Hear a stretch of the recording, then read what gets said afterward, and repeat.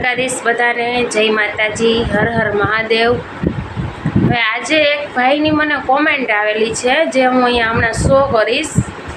એ ભાઈને ખબર નથી પણ હું એ કહીશ કે ભાઈ તમને ખબર ન હોય તો કોઈ વિશે ન કાંઈ શબ્દો લખાય કે બોલાય, કારણ કે મારું કુટુંબના લોકોએ જ દેરવટું કરાવી અને મારી ઉપર ખૂબ મોટી ગેમ રમી। 3 વર્ષ સુધી તો આ લોકોએ મારી ઉપર આ ગેમ પ્લાન કર્યો આખો કે કેવી રીતે શું કરવું, છોકરા કેમ એમ પાછા લઈ લેવાય એમ। તો એ લોકોએ કુટુંબમાં જ મારું દેરવટું કરાવેલું છે અને આ ભાઈએ જે લખ્યું છે એ તમે લોકો જોજો અને આ વિચારો અત્યારે આ કળિયુગમાં કેટલી હદે યોગ્ય છે। આ છે મારા સમાજની મેન્ટાલિટી। તો પ્લીઝ કોમેન્ટ કરીને બધાય જણાવજો કે શું આ ભાઈએ યોગ્ય લખ્યું છે કે અત્યારની સ્થિતિ પ્રમાણે, કળિયુગ પ્રમાણે શું એક સ્ત્રીને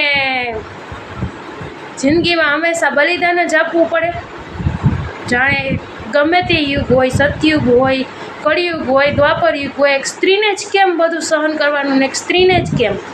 પુરુષ તો 40 વર્ષનો હોય, 50 વર્ષનો હોય તો એનું તો બીજું ઘર કરી દઈએ કે એ બિચારો જીવી નથી શકતો, તો એક સ્ત્રી 22 વર્ષની ઉંમરે વિધવા થાય છે અને આ બે બાળકો છે તો એ કેવી રીતે સહન કરે?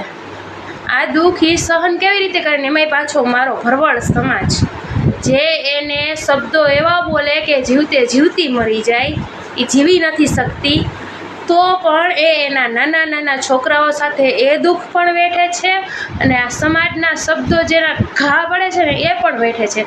તો પ્લીઝ મને કોમેન્ટ કરીને જણાવજો કે આવા વિચારો અત્યારે આ કળિયુગની અંદર કેટલી હદે યોગ્ય છે।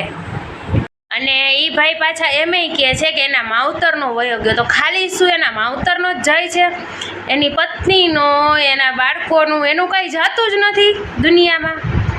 જ્યારે એની પત્નીની તો આખી દુનિયા ઉંચર થઈ જાય છે, એના નાના નાના છોકરાઓને જિંદગીમાં એમ કહેવાય ને કે જિંદગીનો દુકાળ પડે છે। હજી તો ઉગીને ઊભા થાય એ 3 વર્ષના બાળકો કેવી રીતે સહન કરે? એમાંય પાછો સમાજ એને એની માંથી જુદા કરી નાખે તો શું? આ બધા એમ કહે છે કે માં ભગવાનથી મોટી છે, એ બધું ખોટું છે ને? એ ખાલી વિચારો જ છે ને કે માની જરૂર જ નથી હોતી। અમારા ભરવાડ સમાજમાં એવી મેન્ટાલિટી છે કે માની જરૂર જ નથી હોતી, એના માવતરને ખાલી એને આગળ કુળ વધારવાના જ વિચારવાનું હોય છે અને એક સ્ત્રીનો માત્ર છોકરાઓ પેદા કરવા માટે જ ઉપયોગ થાય છે લગ્ન પછી, ને ખાલી ઘરના કામ કરવા માટે, બરાબર? તો એ સ્ત્રીનું કાંઈ નથી જાતું, ખાલી એના માવતરનું જ જાય છે ને છોકરાઓનું કાંઈ જાતું નથી। એ છોકરાઓને એક મિનિટ એટલી હદે એને વીંધવામાં આવે છે એની માંથી જુદા કરીને। હવે એના કારણે જે ઘા પડે ને ખાલી એની માં જ સમજી શકતી હોય, આ દુનિયા બીજું કોઈ સમજી। તમને કેમ ખબર પડે કે એની માવતરનો વયો ગયો? તો માવતર 40, 50 વર્ષના હે, એને એટલા દુઃખ હોય તો એ છોકરાઓ 3 વર્ષના આવા દુઃખ કેવી રીતે સહન કરી શકતા હોય?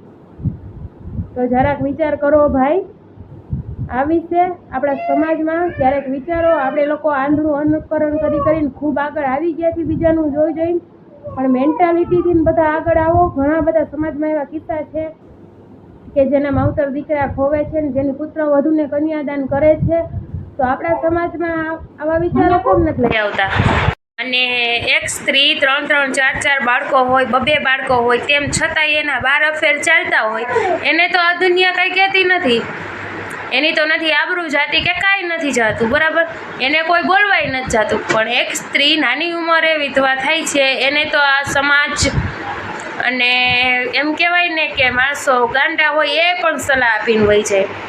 તો ભાઈ આ બધું છે ને જ્યારે પોતાની બેનું દીકરી ઉપર પડે ને ત્યારે ખબર પડે, ત્યારે કોકની પીડા સમજાય, બરાબર?